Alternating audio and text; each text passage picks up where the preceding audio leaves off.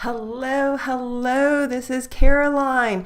I hope you all are healthy and safe today, and I've got a great show planned for you. If you are online, please say hello in the chat field. And I see Walter has already said hello from Germany. And Walter says he missed last week because he had a family day, so he couldn't be here. So thank you, Walter, for coming back to the show. And if you are also on the show, please do let me know. This is Project Ideas with Caroline. I talk about Raspberry Pi. I talk about Amazon Echo, and I talk about my journey of 3D printing on this show. And this is a little time for us to have some interaction. Alrighty, so let's get started here. Now, first, a few housekeeping tips before we get started. One, I am not a doctor, nor do I play one on TV, and I won't be able to provide you with any medical advice. We do this every Thursday at 3 o'clock my time. I live in the Eastern time zone, and this is a place of positivity. So I started this show because of the global pandemic, and I know times are really tough right now, and I know we're all feeling a little bit isolated, and thus I started this show, and we're going to be positive for a few minutes here and share some ideas on this show. And last but not least, please mute your Amazon Echo device. I can not edit out me saying the wake word, which I probably will, or use headphones or whatever you need to do, but I don't want to set up your device if you have one in the room. All right, Scott Brown. Hi, Scott Brown. Nice to see you live. I enjoyed your series on Magic Mirror Without the Mirror. Hello, Paul Dunn. All right, so Walter says, I asked him how things were in Germany. He says, a little bit better as in the US, but still awful. Oh, I'm so sorry, Walter. All righty, but thank you for sharing that. Thanks for letting us know. If you're on the line, say hi. Moving on, let's talk about the agenda for today. First of all, I always start off by giving you updates from last week, updates on my projects, updates on what I'm working on. I am in an Element14 contest. I do have a huge ask for everybody on the show. Please do vote for me. I will go into specific details on how you do that, but please do vote for me in the Element14 contest. And then the project ideas we're going to go over. We're going to talk a lot about Raspberry Pi today. The 8 gigabyte dropped today along with the new operating system. We'll talk about that. We'll talk about a project idea with Alexa, writing your own custom skill. And then I've got a wildcard idea for you. Yeah, so other projects you can do that are kind of tech related. And then usually at the end of every show, I say I'm going to reveal my next video. So the way the schedule works for me on my channel is on Tuesday at noon, my time, Eastern time, I release a new recorded video, a new recorded tutorial every Tuesday, and then every Thursday at 3 o'clock I do the live show, and on Thursdays I reveal what the next Tuesday, following Tuesday, that video is going to be. Now, for the first time on this show, I do not know what the next video is going to be. Some things changed in between the time I recorded something and the time that I'm going to publish it, so I'm going to ask for your input. You're going to get to vote on my next video, and I'll show you what the ideas are right now on my next video. Hi, Sam Fenmore.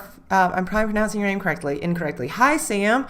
Sam is joining us at 3 a.m. in Taiwan, where it's already tomorrow, where it is Friday. All right. Hey, thanks for joining. All right. So moving on. So let's move on to the agenda.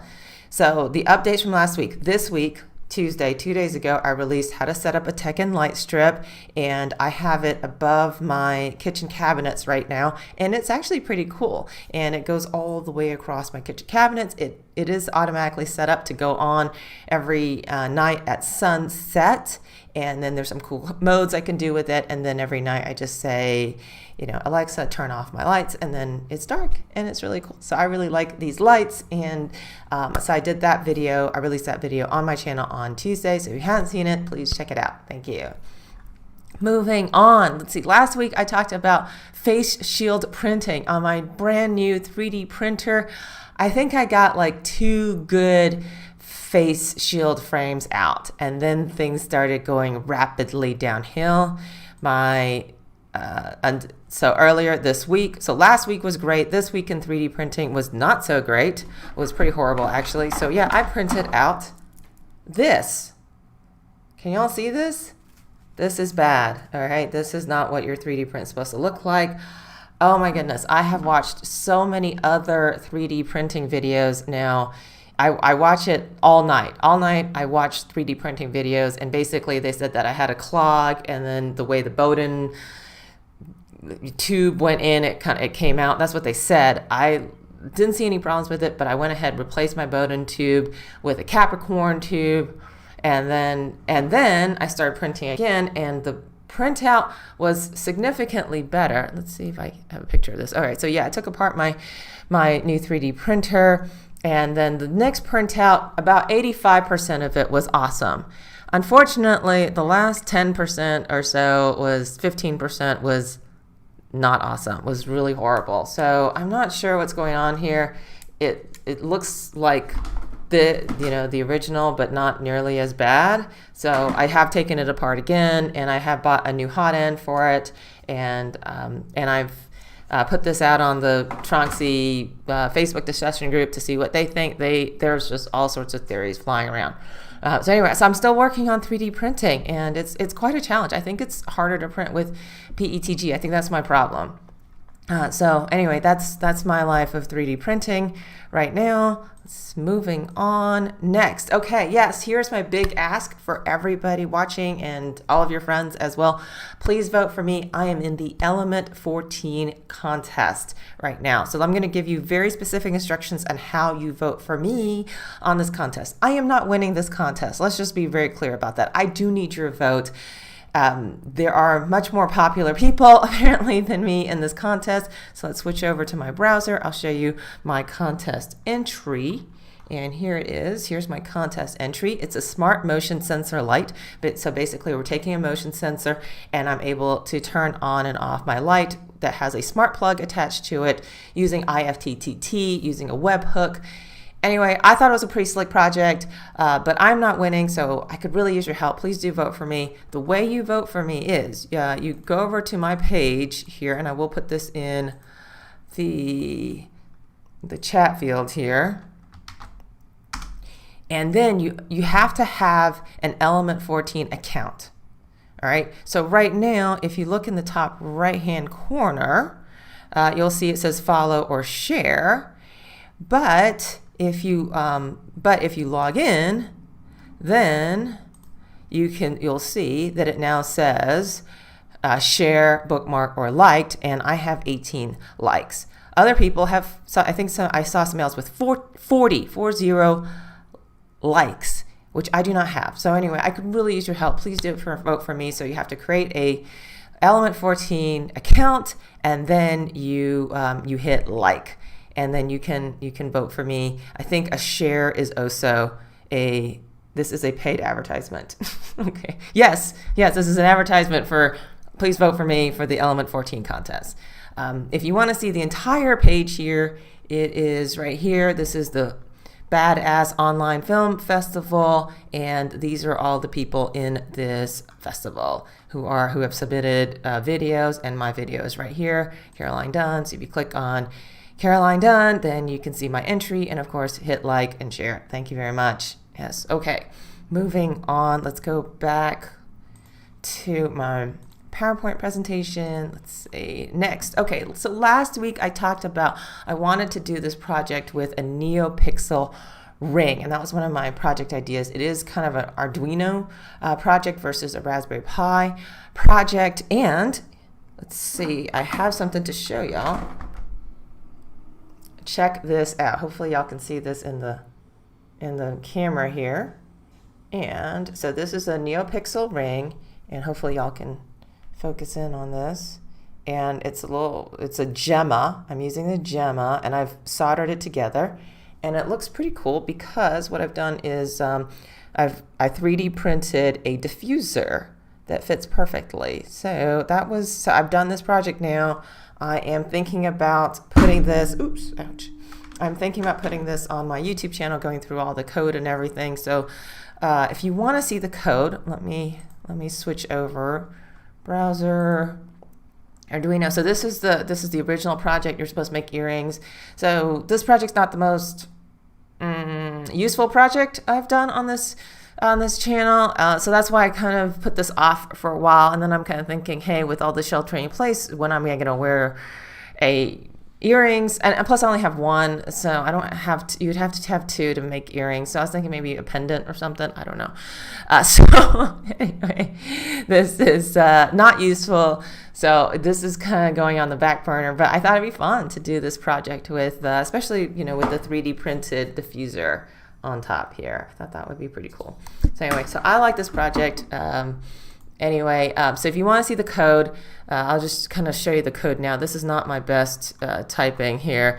Essentially, it's Adafruit Neopixels, and then there are 12 LEDs on my project, and then I can flash it as many times as I want. So basically, I looked up the hex values for all of the colors, and then so if I want to blink it, so I have 3 different things it does. One, it just does every other color. So it does white, yellow, white, yellow, white, yellow. So it goes all the way around. So that's just a for loop.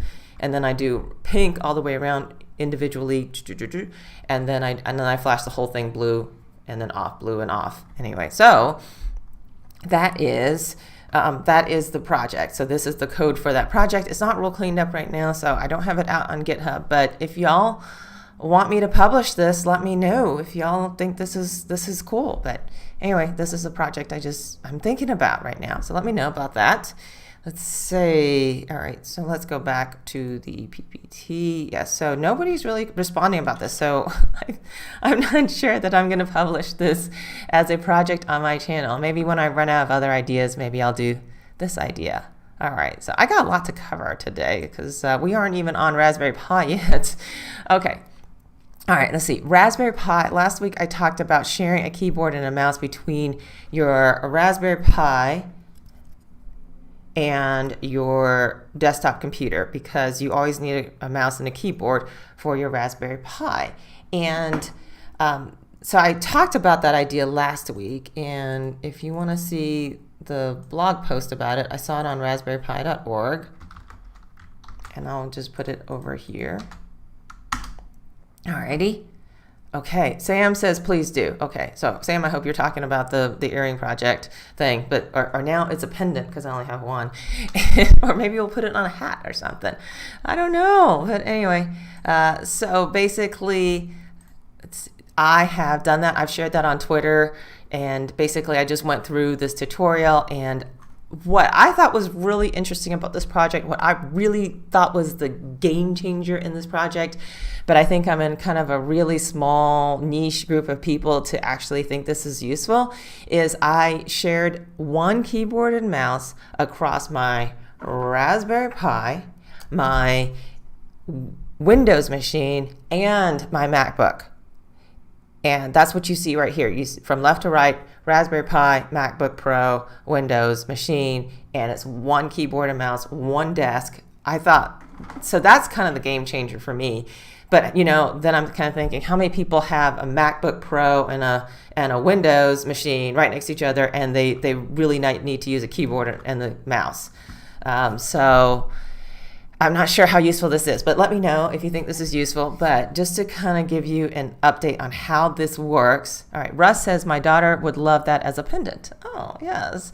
All right, so let's do this. I'm gonna set this up, and y'all get to see. Okay, so this is how this works. All right, I'm showing my screen now. So there is an app. You download it on each device that you want to use it on. So there is a Mac download, there is a Windows download, there is a Raspberry Pi download. You have to have this app running on every single machine you want to use this on. And then if the keyboard and mouse is physically attached to that computer, it is the server. Now, if you are the client, that means that you are sharing that keyboard and mouse with a device that doesn't have the keyboard and mouse attached to it. So that is the client. And basically, so this computer I'm using is called LG Gram, so you need to know the name of your computer, and it gives it to you right here. And then so if it's the server, so let's start with the server. You want to hit configure server, and then you want to, so you drag and drop, and then you double click on it, and then you have to type in the name of that device that you have, and then there should be some sort of pop-up, and it says, do you want to, on the other device saying, do you want to share, or do you want to share, and you have to hit yes. And let's say I don't want to do this anymore, I'm going to hit the trash. So anyway, so this is how this works. So you can actually, you know, if the computer is to the left of the other device that you're sharing, so the server is always in the middle, but if your MacBook Pro is on the left, you put it on the left. If your MacBook Pro is on the right, you put it on the right. And basically, that's how it works. So yeah, I thought this was super cool that this works. My understanding is that, let's go back to the PowerPoint. My understanding is there's another program that this kind of copied off of. So this isn't a new thing, but hey, it's new to me. How about that? So let's let that go the way it is. Put my screens back the way they were. Okay, let's see. So that was sharing a keyboard and a mouse, Windows, Mac, and Raspberry Pi. So I hope you thought that was interesting. I thought that was super useful. So I'm thinking about making a video on how to do that. If y'all think that's interesting, or maybe I'll just do a blog post or something, just, you know, do some screenshots and show you how to do it. But I think it's super duper cool, and it is useful versus this pendant thing I wanted to do. I'll show you my pendant. Yes, I think that's more useful. But yeah, let me know. This is a time for us to have some little interaction. Tell me what you think if y'all want me to do a video on that. All right, 2 weeks ago, or a week and a half ago at this point, I released the motion-triggered hand washing timer. And I got some feedback on that, specifically from the Pomeroni people, because it wasn't a sponsored video. They didn't know it was coming out. And I'm using a discontinued product, so they were a little bit less than pleased that I had done that. And then, you know, people who were, you know, watch my channel were like, why are you using a discontinued product? You know, you need to update this video for something that is useful. So I did at home. I have redone the project for myself, and I'm using a speaker and an LED. So basically, it's the same project. You wave your hand over the motion sensor attached to a Raspberry Pi, and then for 20 seconds, a song plays, and the LED that's also attached, it lights up for 20 seconds. And then that way you know that you're supposed to wash your hands for 20 seconds. Now, I am actually using this in my bathroom now, and it turns out that I really have a hard time washing my hands for 20 seconds. I'm just like, wow, this is a really long amount of time. This is a lot longer than I thought it was, 20 seconds. So anyway, so I'm learning something about it. I think that's really cool, and I have not shot that video yet, but I do have all of the code. Let's go over to the code right here. And I do have all of the code published on my GitHub page. So I have gone through that part of the process. So I'm going to post that right here. Here is the code. So let's go back to, and so here's a little GIF that I have that shows you how it works. And then, so the materials, you need a portable speaker with a 3.5 millimeter auxiliary audio jack, you need a breadboard, you need your LED, you need a resistor, so you need all sorts of stuff. And then the wiring for the motion sensor is the same. Then you got to wire up your LED, which is a very basic thing to do, and then you install the software, and then you can have it run on boot. So there are a couple extra steps to do that. So anyway, all of the code is out there now. If you're interested in just doing it, and it's pretty much the same as the video, except you've just got to just wire up the LED if you want to do the LED. Obviously, it's optional if you don't want to do the LED. All right, so that is motion triggered hand washing timer. So I hope y'all liked that project, and I'm gonna now updating that project. So let me know.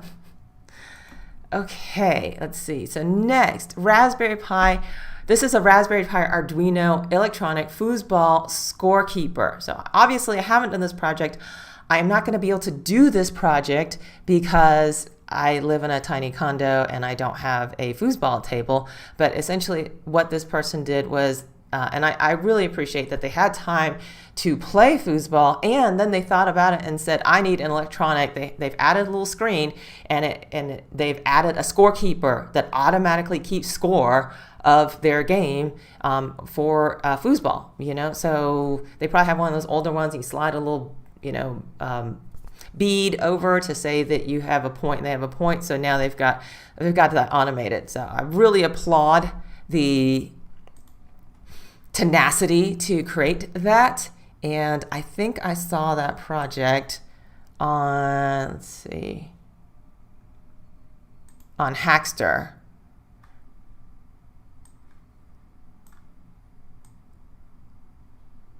And so let's put that up. All right, so that is the project on Hackster right now, DIY electronic foosball table. So if anybody's interested in doing that project, here is the code.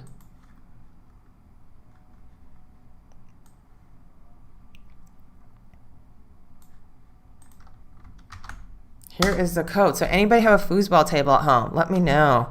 Let me know if you do this project. And it is pretty cool. It is a Raspberry Pi Zero W and an Arduino Nano R3 and some LEDs and a buzzer. Oh my goodness, this is cool. This is somebody who really put a lot of time and effort, and they've got this really nice video that plays showing you how it works. So I thought this was awesome. Try this out. Check it out. Love this project. And let's move on. All right, so next, all right, let's talk about the Raspberry Pi updates that dropped today. Today, Raspberry Pi announced their Raspberry Pi 4 8 gigabyte. This is not the 8 gigabyte. This is the 4 gigabyte version. I do not have the 8 gigabyte version. I've already checked my local Micro Center. They do not have it even listed on their on their website right now, but I think they will very, very shortly. Also, because they released an 8 gigabyte version, they also have released a new version of the Raspberry Pi OS. They are saying it's not called Raspbian anymore. It's called Raspberry Pi OS. So I'm going to have to quit saying Raspbian, unfortunately, and you will too. And if you already have a Raspberry Pi Raspbian operating system running right now on your Raspberry Pi, to get the latest version, all you have to do is do a sudo apt update and a sudo apt full upgrade. So I did that right before I started the show today, and it did work. And it is pretty cool. The updates are not that hugely different. There is like this magnifying glass, so you can kind of get it bigger. You can get parts of the screen bigger. So I thought that was pretty cool. But anyway, I think you should check it out. So do a sudo apt update, sudo apt full upgrade when you get a chance. And yeah, if you do manage to snag a Raspberry Pi for 8 gigabyte, let me know. Let me know what you think about it. I will be trying to track it down. I'm still trying to track down an HQ camera that they just released. It's been sold out in my Micro Center since the day it came out, basically. So I am not able to do that project right now. So you let me know, okay? All right, so now let's move on to Alexa. I hope everybody muted their device, and something called Amazon Polly. And basically now, instead of, so if you are familiar with skills, a skill is like an app for your phone. So you can write a app for your Alexa and you can publish it, actually. And I've published over 20 skills of my own on Alexa. And one of them was featured by Mashable. So if you ever say, Alexa, open cat food, that is me. And basically it's a recording of me opening a can of cat food. And it's supposed to get your cat's attention. How about that? Oh, okay. Russ says, I just got the HQ camera from CanaKit. All right. Russ, where are you? Are you in the US? How did you get it? Are you in, it seems like if you are in the UK, you can order stuff and then not pay as much shipping or something. So let me know, Russ, if you are in UK, Europe, or the rest of Europe, or here in the US.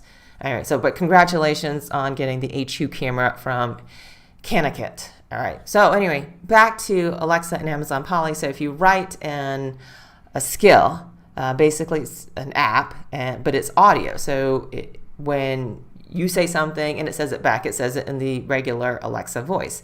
Now they're getting away from that and saying, hey, now you've got choices in voices, and you can have a Joanna voice, and she can be conversational, or she can talk like a newscaster, and you can have a Matthew voice. and he can talk like a newscaster, or he can talk like a conversational person. Russ, East Coast. Okay, all righty. In the U.S. All right, awesome. I'm East Coast. I'm in the U.S. All right, so anyway, so let's move on. Let's talk about, so let me go to the browser, and I will show you their announcement here. So you can now, instead of just having that plain old regular Alexa voice, you can have all these other voices. So I'm going to play one for you, just so you can see. Actually, I'm going to play one on her, because I coded something for y'all yesterday specifically for this show for you guys, so you could see how it would work as a custom skill on an Echo. So, but basically, if you want the code, everybody's like, hey, where's the code? Make sure you share the code. Here it is. They provide you with all the code right here. Basically, you say voice name Joanna, then the domain name, you can say news, or you can say conversational, and you code that in. All right, so I'm going to do a little demo for you right now. So let's go back to the PowerPoint. Hopefully y'all can hear this. And I'm going to say, Alexa, launch status manager. Here is Joanna speaking with the news voice. With the new world of social distancing, customers have generated unprecedented demand for grocery delivery. Now here is Joanna speaking conversationally. With the new world of social distancing, customers have generated unprecedented demand for grocery delivery. Hello. Here is Matthew speaking with a news voice. Please vote for Caroline in the Element14 Contest. Now this is Matthew speaking conversationally. Please vote for Caroline in the Element14 Contest. And so I coded this yesterday. It's just in demo mode, so it just only works on my device right now.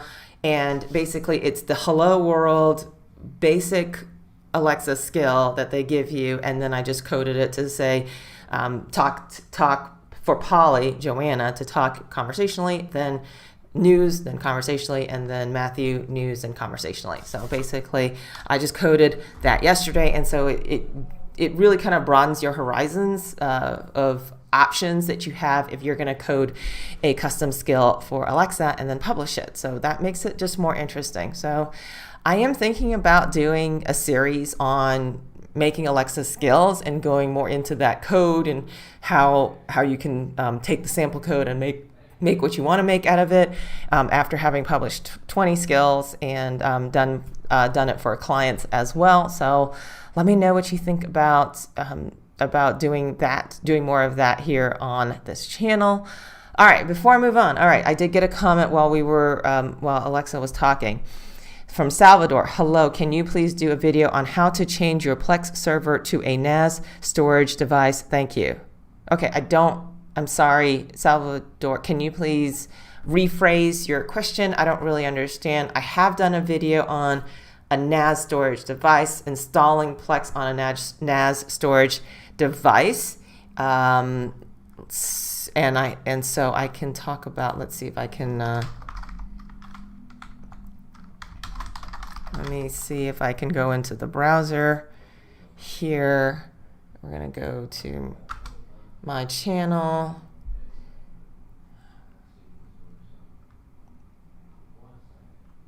Okay, and then from my channel, you can type in NAS. And then how to set up Plex with my Cloud Home NAS. And so I'm not sure if I can't change. I'm not sure if what I would be changing. So I had a NAS and I set it up as a Plex media server. And I would highly suggest doing it that way. I don't know the other way of doing it. The key thing about this video is that you need a NAS device that is accepted on the list by Plex. So not every NAS It's called works. the NAS compatible. Okay. And all right, so let me show you. And I am this is really funny. So this is related page NAS compatibility list. Specifically, there is a NAS compatibility list. If your device is not on it, if your NAS is not on this list, it's not going to work. I'm not going to jerry rig it. I'm not going to hack it. So it does work, y'all. Just follow the instructions, do what it says, go to the NAS compatibility list, and this is it. Don't try to do other stuff. All right. Salvador says, okay, thank you. We'll look it up. Keep up the good work. Love your videos. Okay, thank you, Salvador. All right, so anyway, yeah, make sure just do things as they are. Yeah, don't try to jerry-rig this. I don't think that's a good idea.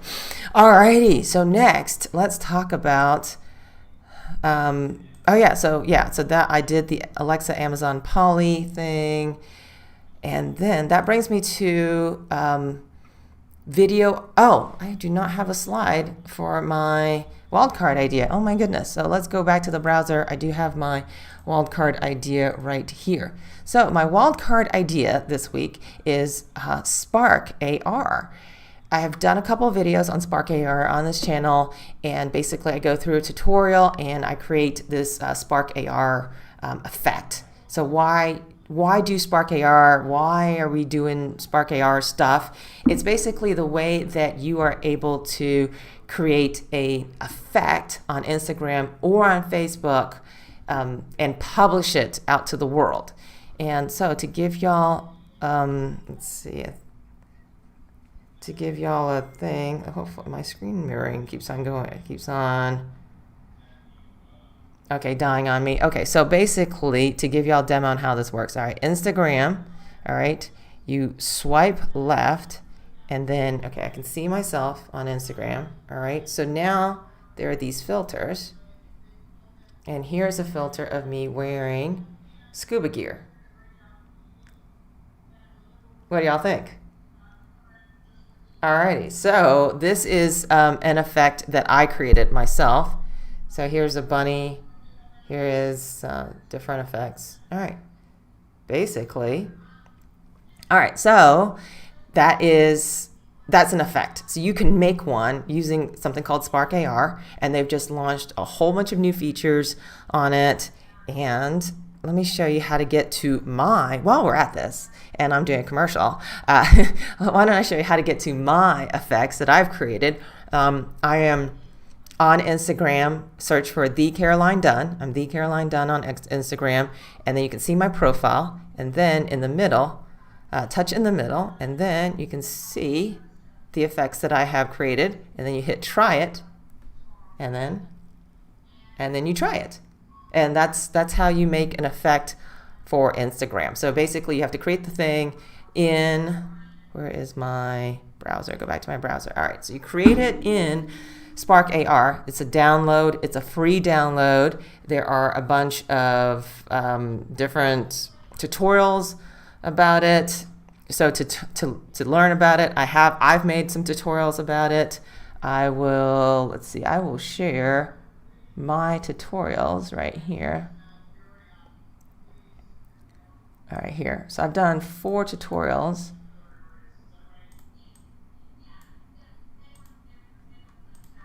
And let me put that in the chat box here.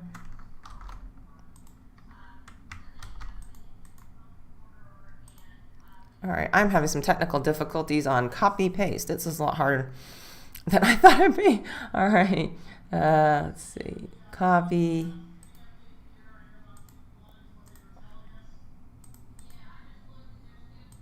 All right, here we go. So these are the tutorials I have done on creating Instagram filters on Facebook or on Facebook or Instagram. You do have to have this Spark AR thing downloaded to your computer, and then there are tutorials, and then you go through it, and then you submit to Facebook for approval. And there's even a Facebook, if you go through this, there's even a Facebook group, Facebook Spark AR group, and I don't know how I feel about this group, because I'm on the group and it's all these, hey, my effect has been in approval, pending approval for 28 days, and then it's not approved, or it got rejected and I don't know why. They do give you a reason. If you do get rejected, they give you a reason. You have to fix it so you can't publish just anything you want onto Facebook or as an effect onto Instagram.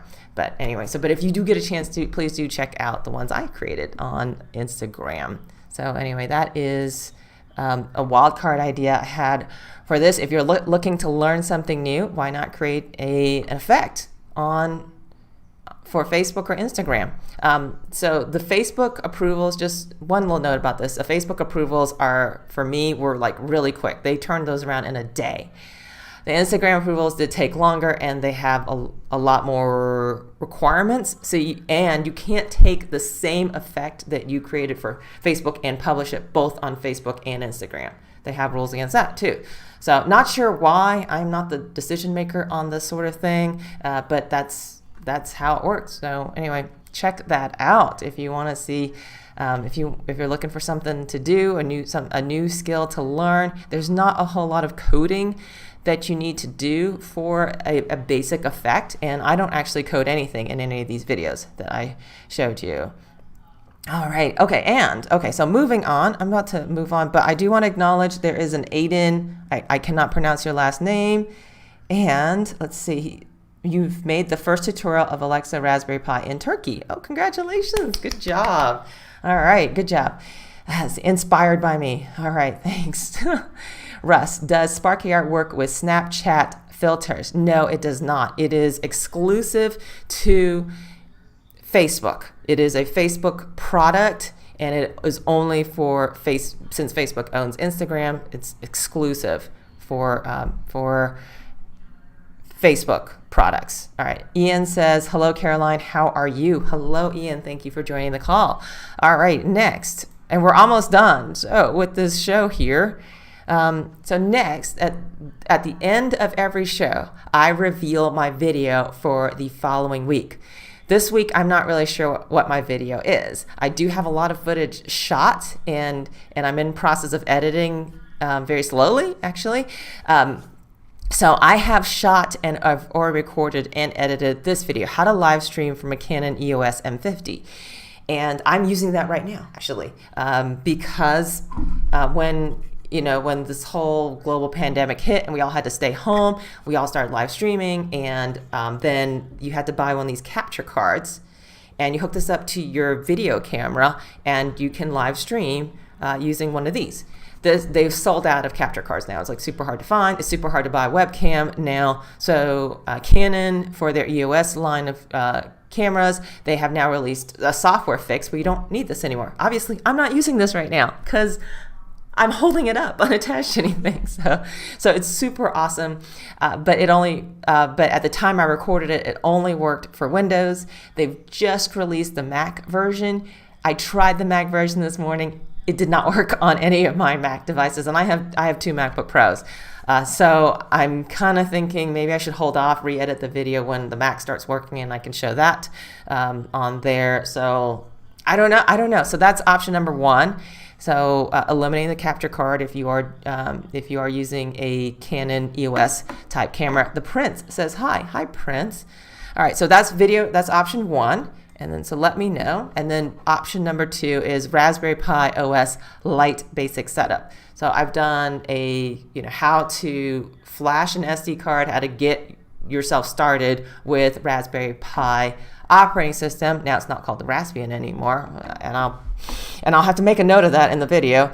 But basically, there is a version with a desktop that you're used to seeing, and that's the one I've used on every video on my channel up until this point. Now I want to do a light version. A light version means there's no desktop. You're just doing terminal commands. So you've got to know your terminal commands before you get into it. So that's why I've never done it, because I don't want to go into a bunch of terminal commands. But I do want to do another project where I will be installing Lite, Raspberry Pi OS Lite, on a Raspberry Pi Zero W, and I do want to have this video to say, okay, well, here's how you get to Raspberry Lite, and then I can publish a video on on a project where we use Raspberry Pi OS Lite. So that's kind of where I'm at right now on that. So why don't y'all vote and let me know. Put it in the chat field and say, hey, let's tell me if you want to see a video on Canon EOS as a webcam or a Raspberry Pi OS Lite basic setup. All right. So Aiden says, what do you do for a living besides YouTube? Well, I spend a lot of time on YouTube. This is very time consuming to do 2 videos a week. Alrighty. So I do consulting is what I do. Thank you for asking, Aiden. So I am available for consulting work in marketing and technology, specifically around Alexa, if you'd like to hire me. So let me know. Let's see.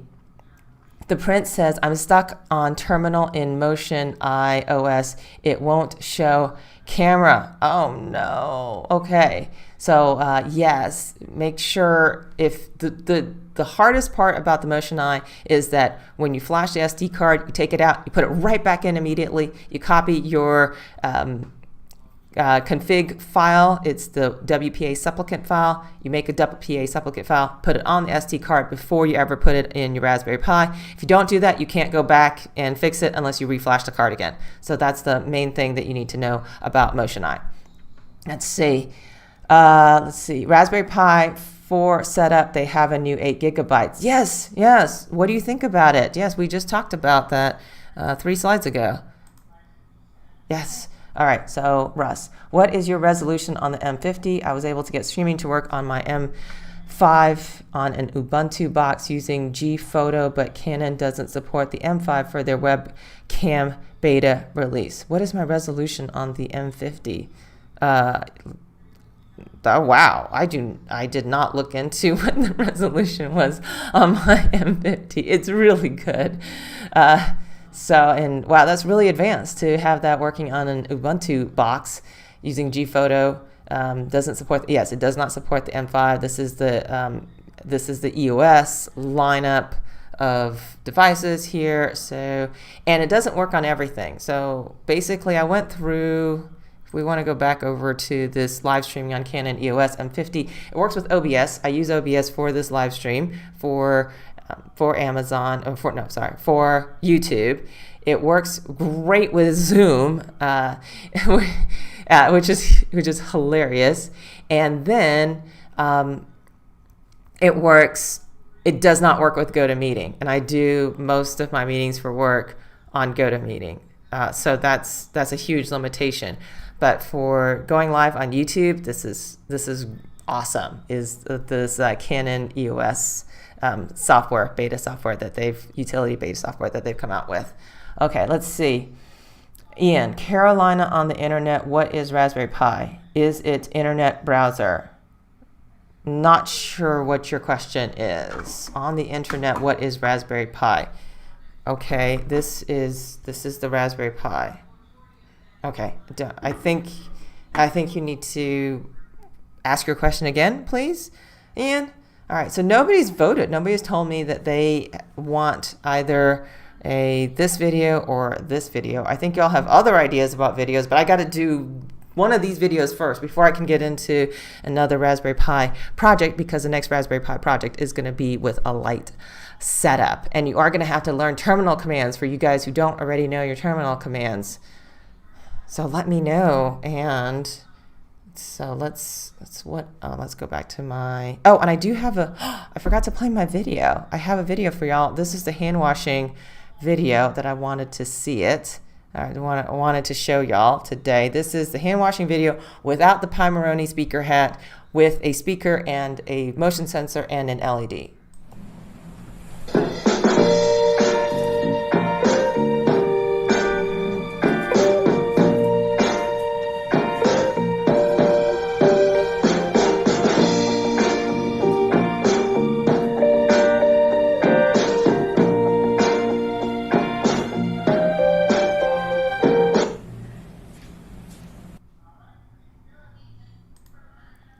All right. Okay. People are voting now. Thank you for voting. Okay.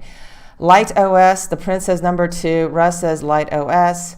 Adian says, I'm not telling you that you were wrong about the last tutorial, FaceTime official Alexa tutorial, but I did lots of troubleshooting to overcome the problems that I faced.